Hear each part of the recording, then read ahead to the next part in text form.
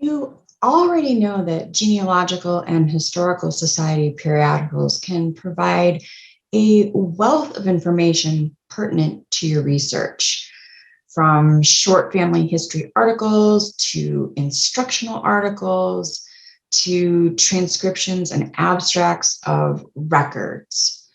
But if you're like me, you can't afford to be a member of all the societies tied to the places your ancestors lived. And what about all of those back issues that hold must-see nuggets? There's got to be a way to find these wonderful gems, right?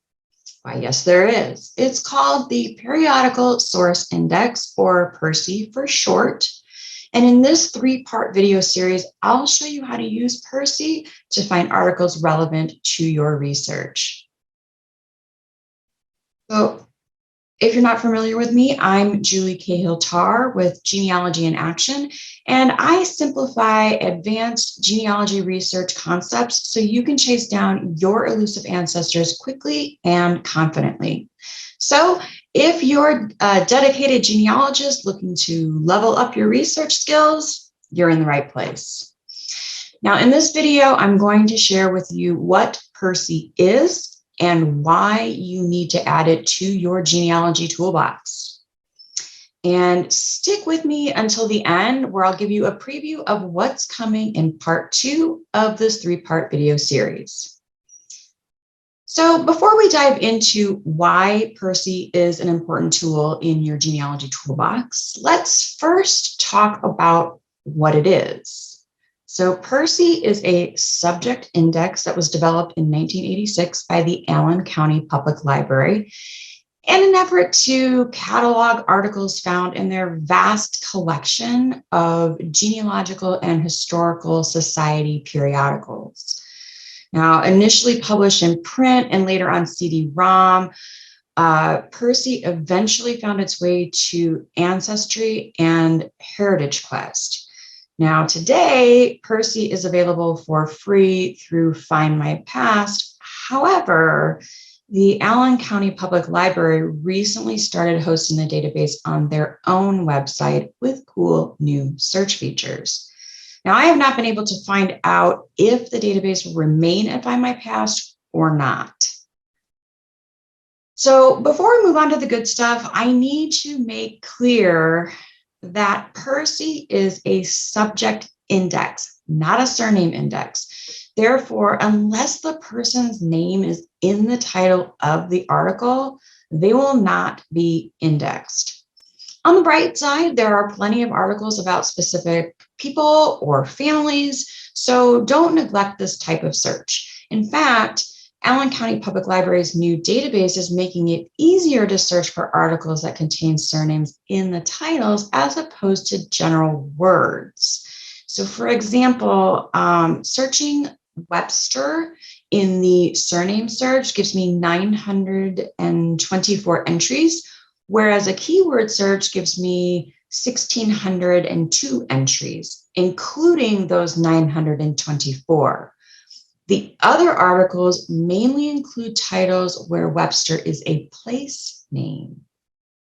So now that you know a little bit of PERSI's history and what it is, let's turn to why it's a valuable tool and how it can help you with your research.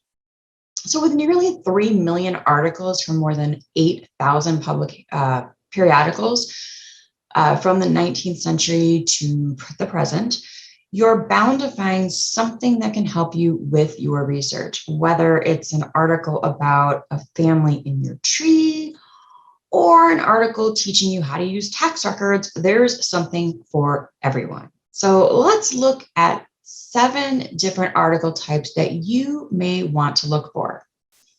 And real quick, even though PERSI does index mainstream periodicals like Family Tree Magazine and Internet Genealogy, as well as surname and family association periodicals, the types of articles I'll cover here will focus on the periodicals of genealogical and historical societies.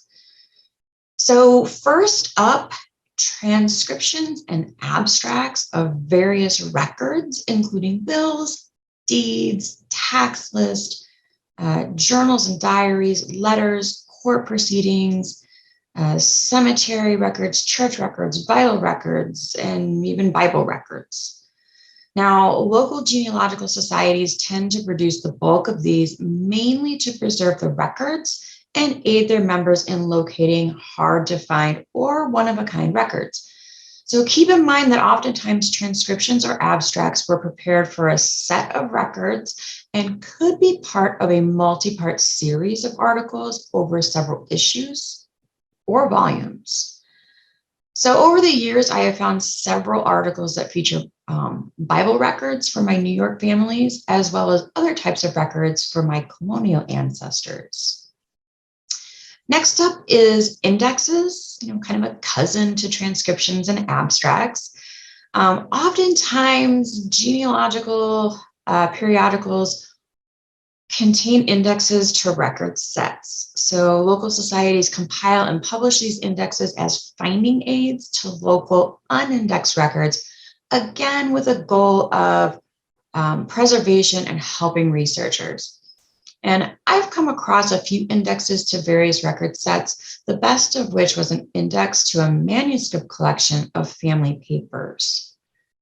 Now, one gem that I absolutely love when I can find them are repository holdings. So many genealogical and historical societies have libraries or archival collections. And oftentimes they will keep members up to date by listing new acquisitions. So typically you'll see these listings in like a society newsletter, but they do appear in journals as well. Now, some periodicals also publish information about the holdings of other repositories that are local.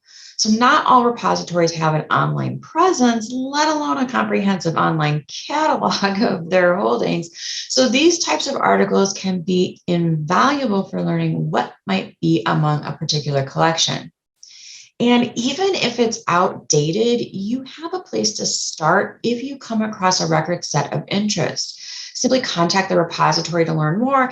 And if they no longer have the records, they can usually tell you where they're located now. I have found a few helpful articles in this category, one of which was a multi-part series that covered all the church records available in a German repository. Gold. Now, of course, we can't leave out genealogies, family histories, and biographical sketches, which are popular in many genealogical society periodicals. So you'll typically use these types of articles for background information or as a starting point for your own research related to the person or family that's discussed in the article. Now, depending on the periodical, these articles are usually well-researched and heavily footnoted. And the footnotes alone can aid in your own research of that family or of that place or time period covered. Biographical sketches can be found among historical periodicals, typically for notable persons, but you never know. And I've actually found several helpful articles that focus on my Webster and Treat families. So also popular in genealogical society publications are research articles and case studies. These articles present the findings of a specific research objective, and many times they are written in a manner that demonstrates the use of various research techniques, methodologies, and records. Although these articles may not focus on your family or location of interest, much can be learned from seeing how other researchers tackle a project. And as with genealogies, family histories, and biographical sketches, the footnotes can lead you to new resources for your own projects. Now, I typically like to read articles that present research related to a particular location of interest.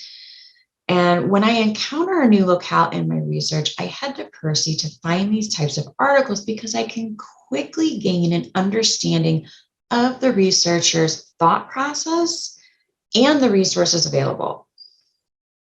I also like to read articles that deal with research problems I found among my own projects, such as separating same name individuals, because the methods illustrated give me plenty of ideas to try.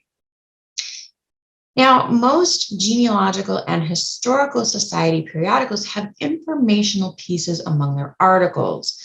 These could provide information on resources, places, events, people, and a variety of other topics such as customs, migration, military, and even law.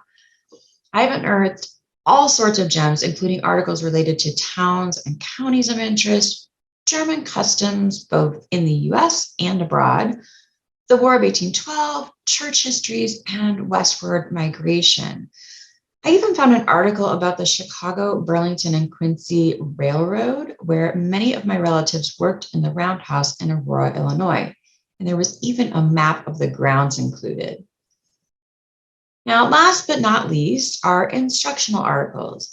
These types of articles appear in genealogical periodicals and present how to do something related to a particular topic. So some examples include how to use a research methodology, or how to use a record type, or how to research in a place, or how to use a specific tool. Now, I've found articles that explain how to research Irish ancestors, how to use the cluster methodology, and how to find and use bounty land records. So, as you can see, there are many things that can be unearthed to help you with your research and your overall genealogy education. All right, now that you know how PERSI can aid in your research endeavor, I want you to take action on what you just learned. So think about a current research project you're working on, and of the 7 article types, would any be helpful? For example, if you're researching in a new to you location, perhaps you could find some informational articles that can guide your research in that area. Or maybe you know you need to look for military records but have never used them before. So maybe there's an informational or an instructional article that can point you in the right direction. And of course, it can't hurt to search for articles where a family surname appears in the article title. Who knows? Maybe your brick wall has already been solved. Now, I want you to spend about 15 minutes generating a list of places, topics, and surnames related to your current project. Then, in part 2 of this video series, I'll show you how to actually conduct various searches, and you'll have your list ready to begin your search. So I hope you enjoyed this video and that you're ready to make your list so you've got a head start when we get to part 2 of this video series. Now, if you found this video helpful, don't forget to subscribe using the button below and click the little bell so you'll be notified when new videos are released.